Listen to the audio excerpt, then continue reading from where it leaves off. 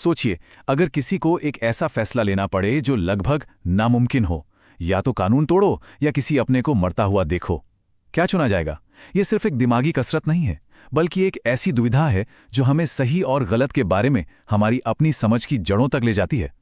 चलिए इसी सवाल की गहराई में उतरते हैं एक बहुत ही मशहूर कहानी के जरिए। तो कहानी कुछ ऐसी है। हाइंज नाम का एक आदमी था जो अपनी पत्नी से बेइंतहा प्यार करता था। उसकी पत्नी एक बहुत ही रेयर किस्म के कैंसर से जूझ रही थी और डॉक्टरों ने भी लगभग हाथ खड़े कर दिए थे, लेकिन हाइंज उसे बचाने के लिए किसी भी हद तक जाने को तैयार था। लेकिन एक उम्मीद की किरण थी, एक बिल्कुल नई एक्सपेरिमेंटल दवा।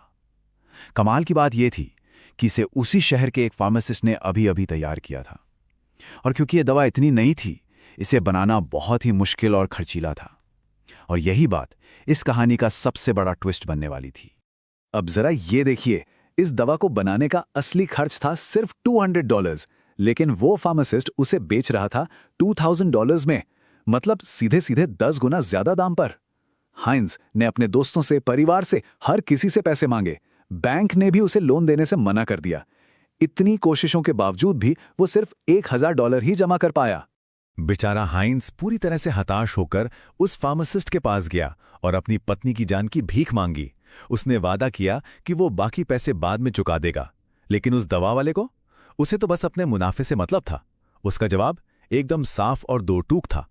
और यहीं पर वो बड़ा सवाल खड़ा होता है जो हम सबके लिए है। हाइंज को क्या करना चाहिए था? देखें, ये कोई आसान सवाल नहीं है। ये एक ऐसी नैतिक दुविधा है जिसका कोई एक सीधा साधा सही या गलत जवाब हो ही नहीं सकता। इसका जवाब इस बात पर टिका है कि किसी की अपनी वैल्यूज और विश्वास क्या हैं।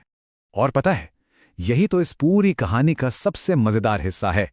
इस विचार प्रयोग को बनाने वाले के लिए यह जानना जरूरी नहीं था कि कोई हां कहेगा या नहीं। असली दिलचस्पी तो इस बात में थी कि कोई अपने जवाब के पीछे तर्क क्या देता है।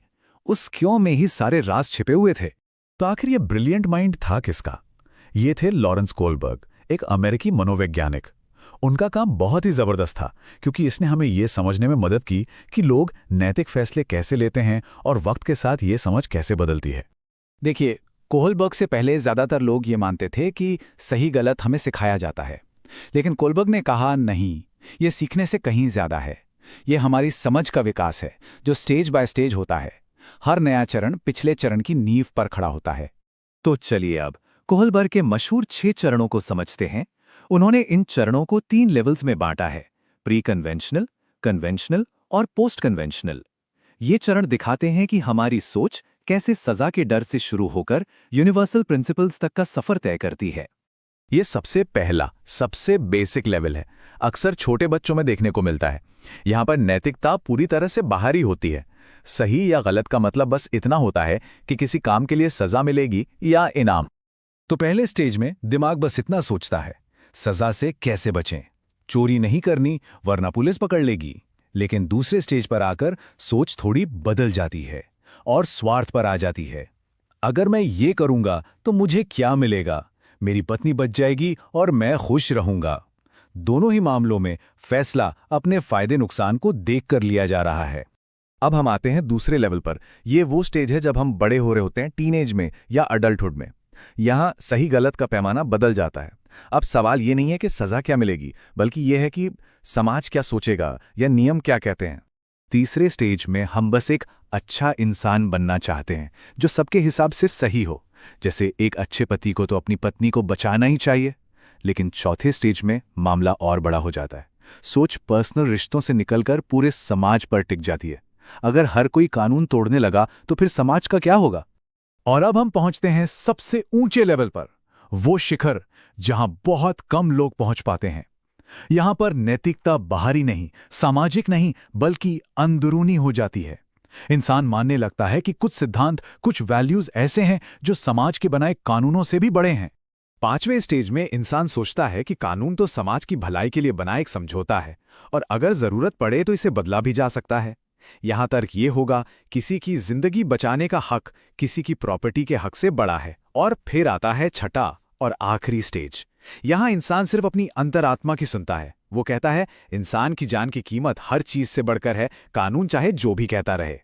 अब देखिए, कोहलबर्ग की थियरी जितनी असरदार है उतनी ही विवादों में भी रही है। इसकी कुछ बहुत ही जरूरी आलोचनाएं भी हुई हैं जिनके बारे में जानना जरूरी है। चलिए उन पर भी एक नजर डालते हैं। और सबसे मजेदार बात यह है कि सबसे बड़ी आलोचना उनकी अपनी ही एक सहयोगी कैरल गिलिगन ने की। उन्होंने कहा कि कोहलबर्ग का नजरिया सिर्फ न्याय पर टिका है, नियम, कानून, सिद्धांत। लेकिन एक और नजरिया भी है, देखभाल का, जो रिश्तों, हमदर्दी और परवाह पर जोर देता है। गिलिगन का मानना था कि ये दूसरा नजरिया अक्सर महिलाओं की सोच में ज्यादा पाया जाता है। यही नहीं, इस थ्योरी पर कल्चरल बायस का भी आरोप लगा। भाई, ये थ्योरी तो वेस्टर्न सोच पर आधारित है, जहां इंडिविजुअल को ज्यादा महत्व दिया जाता है। उन कल्चर्स का क्या जहां ग्रुप या समाज को पहले रखा जाता है। और एक बात और, हम जो सोचते हैं कि सही है और असल में जो करते हैं, उसमें भी तो जमीन आसमान का फर्क हो सकता है ना। तो क्या इन सब आलोचनाओं का मतलब ये है कि कोहलबर्ग की थियरी बेकार है? जी नहीं, बिल्कुल नहीं। इन कमियों के बावजूद ये थियरी आज भी बहुत ज्यादा प्रासंगिक है। चलिए देखते हैं कि हमारी जिंदगी पर इसका क्या असर पड़ता है। जैसे स्कूलों में बच्चों को ऐसी ही नैतिक दुविधाएं देकर उनसे चर्चा की जाती है ताकि उनकी सोचने की क्षमता बढ़े। इसी थ्योरी से जस्ट कम्युनिटी स्कूल का आइडिया आया, जहां बच्चे और टीचर मिलकर नियम बनाते हैं। यहां तक कि बिजनेस, मेडिसिन और लॉ जैसी फील्ड्स में भी इसका इस्तेमाल होता है ताकि मुश्किल नैतिक फैसले लिए जा सकें। तो आखिर में हम घूम फिरकर वहीं आ जाते हैं जहां से हमने ये सफर शुरू किया था। ये समझना कि हम सही गलत का फैसला कैसे करते हैं बहुत जरूरी है। ये हमें सिर्फ दूसरों को नहीं बल्कि खुद को भी बेहतर समझने में मदद करता है। तो जब समाज के बनाए नियम और किसी अपने की जरूरतें आमने सामने हों, तो क्या चुना जाए? ये एक ऐसा सवाल है जिसका जवाब हम सब अपनी जिंदगी में ढूंढते